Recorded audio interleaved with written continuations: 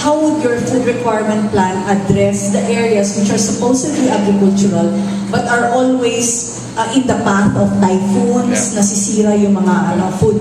A couple of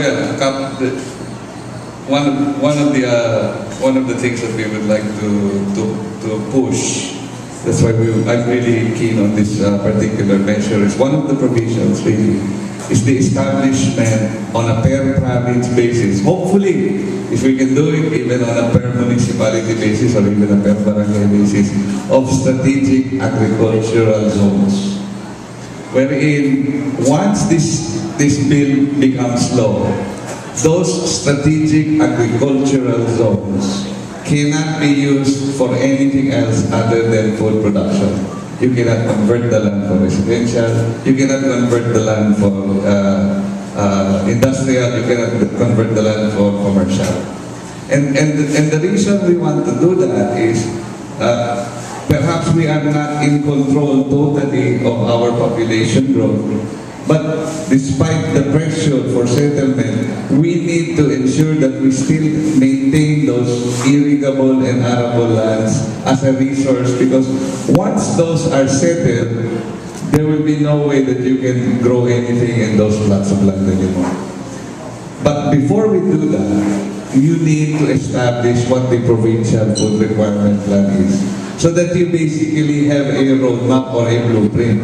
Without the necessary data on a year-to-year basis, you will not know what sort of a development that you will need to undertake to ensure that the agricultural requirements of Cagayan or Sultan Kudarat or Negros Oriental are actually met. But the provision that directly addresses your concern really is the establishment of a strategic agricultural zone on a per province basis, so that from now until that bill is in effect, you cannot use that particular parcel of land for anything other than food production. Oh, the typhoons, the other problem that we don't have, or the problem that we need to address in this country, is really best use of land. And we will not know the best use of land without a comprehensive land use policy in this country.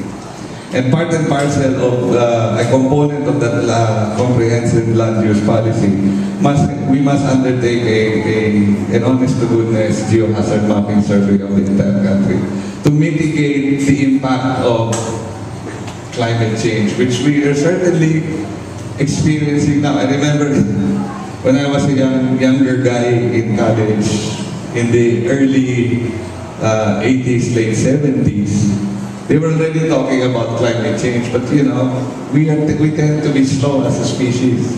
They said 25 years from now, 30 years from now, will be the time where we will experience climate change. Well, guess what? It's actually right here, right now. So yeah, we need to undertake a land use policy in this country to identify those areas that we can preserve for agriculture development and where humans can settle, taking into consideration the realities of the environment that we are facing now. Just one more. No holds barred ba? Sir, no holds barred. This is not my observation, but this is something which I picked out from Twitter. I was just browsing through the tweets, and some people happened to be discussing you and running for running again, no? And there was somebody. Unfortunately, I wasn't able to save the tweet, but I'd like to ask the question because it may be asked of you before. Somebody said, bakit siya? He has one of the highest absenteeism records in Congress. So what can you say about that kind of reaction? In the 15th Congress, I did not ask for a committee, did not want one. And the reason for that was because I really wanted to concentrate on this particular measure. I wanted to be able to see firsthand, go around the country, and talk to people and ask the farmers and the fisherfolk what's happening in your area. Records will show that when I go on business, on official leave, on business, I'm conducting sectoral consultations in some part of the country. Now, without wanting to sound flippant, there is really no way for a congressman to be able to go around the country, introducing a measure, getting inputs for the measure, trying to gain support for the measure, and conducting sectoral consultations, and at the same time, to be in Congress on the same day. And since I had no active role in any committee, I was a member of the Committee on Agriculture, and the reason I only joined that one committee and accounts, appropriations, and ways and means was because of my desire to push for this advocacy on food sovereignty. So I have, in the past 2 years, actually conducted, as part of my job as a congressman, sectoral consultations around the country, and the 95th one was just conducted recently in Masbate.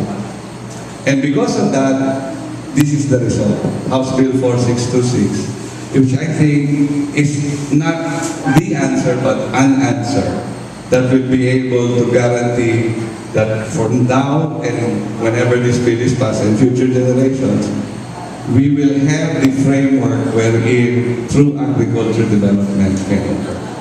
So that is the reason why I have been going around the country. Okay, next is Rosh.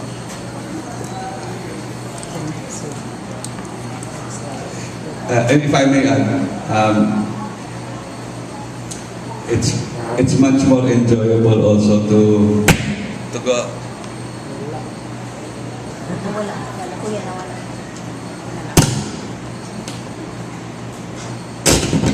Okay.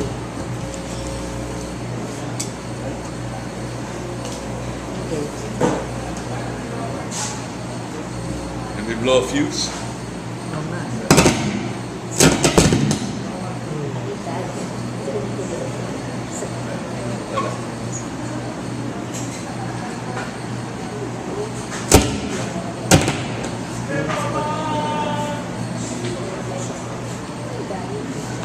Gutom na naman.